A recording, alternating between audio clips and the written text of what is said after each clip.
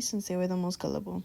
He stayed in Medallo's poorest town, which was Comuna 13, since it was covered in drug lord hideouts and there were always kids or people going missing on a daily basis. And since stations were almost an hour away, they would just have to live with the dread of not knowing what happened to their kids. One day, Santiago was about to head out to school, but he had to feed his cat Millie. He called out for her, but nothing. He then looked at the time and saw it was almost 9 a.m. He rushed out the house and would just feed Millie later. As Santiago walked, he noticed a weird-looking clown who was as pale as a vampire, had bright red hair and a red nose, and was wearing casual clothes, which would have made him look normal if he wasn't dressed as a clown in the upper half.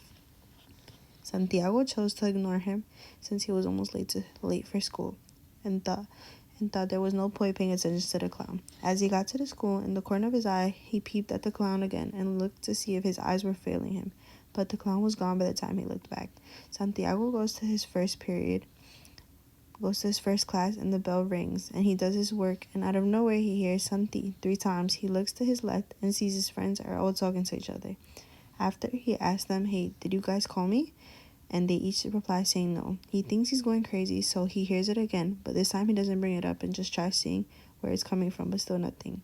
Santiago then looks at the window and sees the clown waving at him with the creepiest smile ever.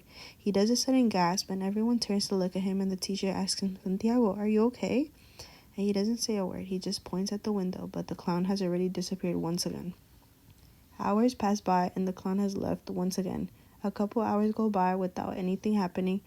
By now he's going home. He keeps looking around, seeing if anyone is following him or if it's the clown following him again like before, but nothing. He sighs in relief as he gets closer to his home. He hears somebody calling his name again, but he looks back and it's the clown. But thankfully he's not alone. There's a group of boys a little older than him, and they start running and screaming, "El payaso Pigo viene!" Says one of the boys. They all sprint to their homes, and the boy was shocked, but as soon as he saw the clown getting closer to him, he ran away, and thankfully he was close to his house. He heard footsteps right behind him. With the trembling hands, he manages to unlock the door and closes it and looks immediately. He looks outside one more time, and he sees the clown outside, no longer with that happy expression, now with the angry face with some blood on him. He had taken Santiago's cat and killed her, which is why Santiago couldn't find his cat at all. But he hadn't noticed the blood earlier, since seeing a clown just caught him by surprise. His mom gets out her room and asks him what happened. Why did you run in here? Santiago then responds with, "Mommy, a clown was just chasing me. Look, he's outside." As soon as my mom gets near the door, the clown has disappeared once again, making him seem crazy, again like before. He doesn't know what to do anymore as he's already very paranoid. He goes to bed, having that same thought like before of the clown. Finally, he falls asleep after all the thinking, and he wakes up to someone touching his ankle. He looks down, and it's the clown. He can't move or scream. He just watches as the clown starts to move up till he's over Santiago, whispering, "Te voy a llevar. I'm going to take you." He finally unfreezes and starts screaming. He runs towards his mom's room, but finds her deceased body just laying there lifeless. Till he finally runs outside screaming for help. The neighbors were getting out their homes till they say the clown, and they all went back inside and locked the door. Everyone ignored Santiago screaming. He assumed it was the fear of seeing this clown, and so nobody dared to mess with him. And Santiago, now finally realizing that he ran to his school, where he tried all the exit, and one exit was thankfully open. But as soon as he went inside, he heard, "Santiago, te voy a llevar." "Santiago, I'm going to take you." As he heard that, he ran even faster. He hid in his first period class. Once he got in there, he saw his teacher. She was being chased by the clown as well. He felt some sort of way because he didn't think anyone else was here, and thought he was. "Santiago, do you know why this clown is chasing us?" Santiago replies, "No, I don't. He's been chasing me since yesterday, but I just fully realized it was him. He ate my cat. He killed my mom. He left me all alone. Now nobody will help me." "That's not true, Santiago. I'll protect you." As soon as the teacher uttered those words, they heard, "Ya los veo. I see you." Before they could run and hide, the clown jumps in through a window, blocking their exits.